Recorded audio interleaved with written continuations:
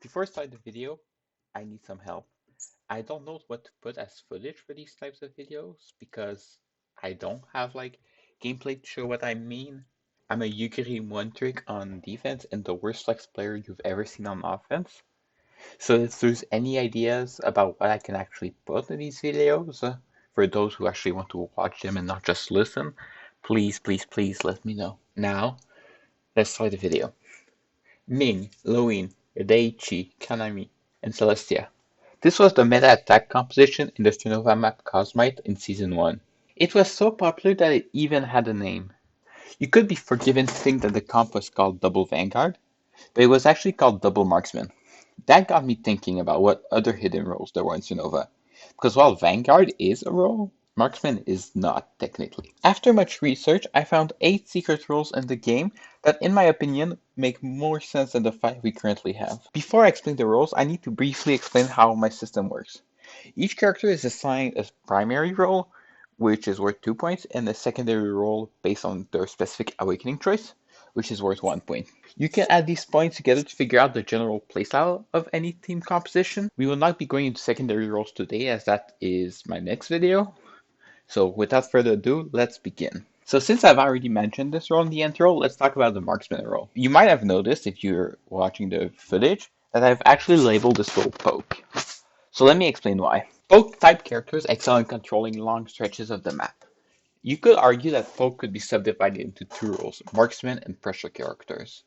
The reason I decided to merge the roles is that they do the same thing but in different ways. Primary marksman subtype characters, those being Kokona, Kanami, Nobunaga, Madalena, and Reichi, control their space through extremely low TTK weapons and a greater effective range than most characters. Primary pressure subtype characters, those being Audrey and Leona, can continuously output pressure and force the opposition to play cover or simply to go somewhere else. While individually it might make more sense to separate the roles, since this made in the context of a team composition and playstyle, it makes more sense to keep them together, as they somewhat fulfill the same roles. Now, of course, I know that a sniper's role is slightly different in that they play for picks.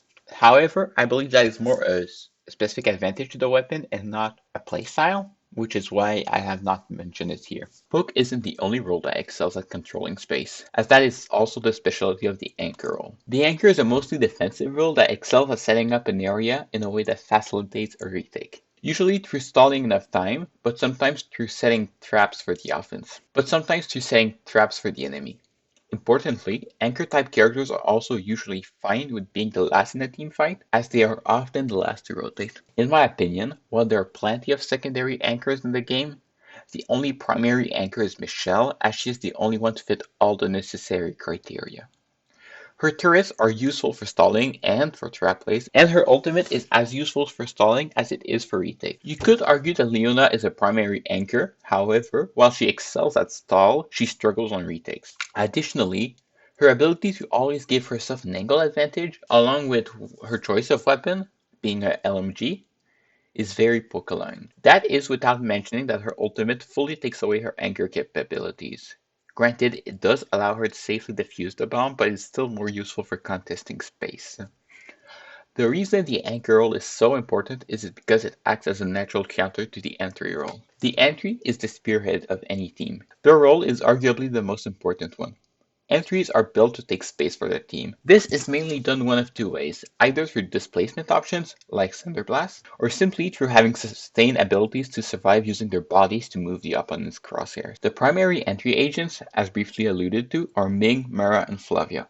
Entries are often favored by top players in ranked, as they are one of the roles with the most carry potential, the other being Poke.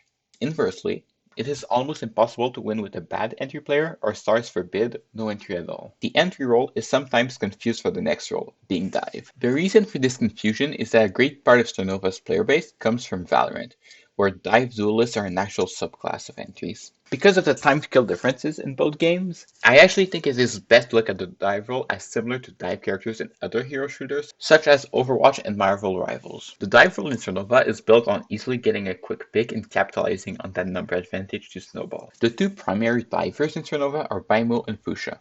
These 2 characters each exemplify a different aspect of dive. Baimo has a dash that can be either used as a way to close the distance to his target or as an escape tool. sometimes both. While Fuchsia has a radar scan to locate her prey and gets stronger from kills and or damaging assists, making it even easier for her team to capitalize on the advantage provided. Now, since we've already touched on Poke and Dive, it seems fitting to talk about Brawl. Brawl, also called Sustain, prefers to take prolonged team fights. As their name indicates, the role has a shorter effective range and some form of healing over time. This drastically increases Brawl character's survivability and is also part of the reason Brawl is a favorite team composition as higher elo. For those unaware, better players make less mistakes. Additionally, longer rounds leave more chances for mistakes. What this means is that against worse teams and or players, it is ideal to play slower, as it is more likely for your opponent to commit mistakes than for you. That is the main reason that rounds get slower as you climb the ranks. Since it is a phenomenon most people understand innately when they get to a certain level skill-wise. The only character I consider to be a primary brawl role is Aika, as other brawly characters I consider to only be secondary brawl. A key piece to most brawl compositions is the enabler, as they can get around its inherent weaknesses. Enablers are arguably the most bizarre role to wrap your head around, so stick with me for a second. An enabler is defined by two key aspects. First of all, they can have an impact on gunfights even while not actively present, through their use of buffing abilities. The second key feature of the enabler role is the ability to temporarily enable their targets to perform an additional role. This is where it gets complicated, so allow me to use Celestia as an example. Like briefly mentioned in my support guide, go watch it if you haven't already, Celestia allows both herself and another teammate to temporarily act as entries by providing them temporary armor and regen. This is the core functionality of the enabler, allowing the team to temporarily fill multiple gaps in the composition. While I will go further in this concept in my follow-up video, which you should definitely subscribe for, the short and sweet of it is that the two primary enablers currently are Celestia and Fragrance. Celestia can fill entry with her temporary armor and Brawl with her armor regen, while Fragrance can fill Dive with her movement speed and fire rate increase and Brawl with her passive healing to increase the potency of a teammate's role, such as buffing allied Ming's entry with the Celestia, even though Ming is already an entry. The flip side to the enabler's coin is the Catalyst role. A Catalyst's main job is to set up and execute for the team, helping the entry survive. This is done both through debuffs and area denial tools, oftentimes both. Before I can explain why, I must first share with you who I consider to be primary catalysts: Yvette, Yugedi, and Meredith. As you can see, all these characters' main ability forces a decision on the enemy. Either they respect it and give up the space for free, or they contest it and are heavily disadvantaged in any combat situation. The key point here is that it puts the onus on the enemy to choose in the lose-lose scenario. Catalysts may be deadly, but they would be much less deadly without the last role, Recon. As is probably evident by the name, Recon type characters focus on providing information to their team. The two primary Recon characters both have a different way of doing so. Loeen has a scan that can pass through walls and is best used to gain information in unclear areas of the map.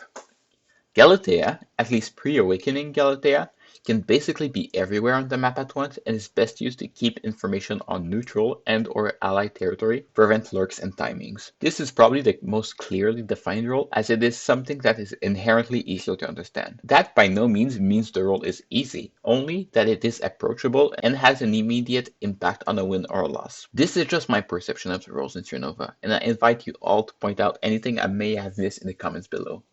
Bye!